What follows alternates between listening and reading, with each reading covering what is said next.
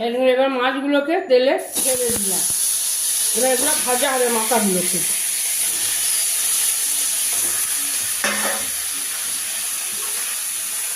গ্যাসটাকে একটু বাড়িয়ে দিলাম। আর এই উপকরণগুলো সব রেখে দিয়েছি, এবার ওইগুলোকে দিয়ে আমি চাপাবো। মাছগুলো একটু ভাজতে সময় নেবে, তারপরে আবার আমি আসছি দেখাবো।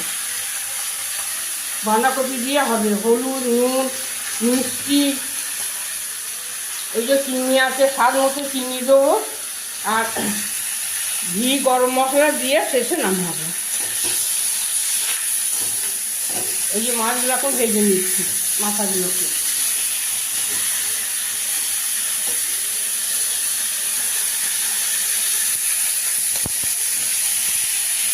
আজকে বড় মাছের মাথা পেয়েছিল বাজারে, দিয়ে সেইটা নিয়ে আসা হয়েছে।